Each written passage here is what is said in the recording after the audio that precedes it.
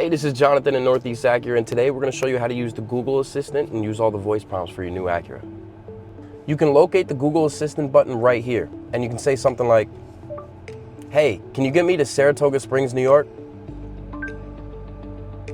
Sure, Saratoga Springs. Let's go. Now, if you don't have a specific address, but you need to find something in your area, you could say something like, "Hey, get me to the nearest Stewart's."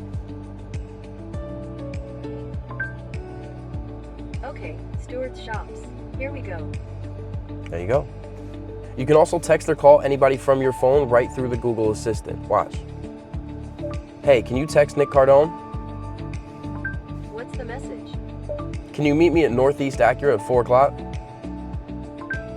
I got. Can you meet me at Northeast Acura at 4 o'clock? Ready to send it? Yep.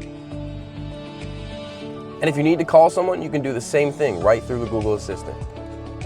"Hey Google, can you call Steve Clark?" Sure, calling Steve Clark. You can utilize Google Assistant and select trims on all models, so come down to Northeast Acura and check it out.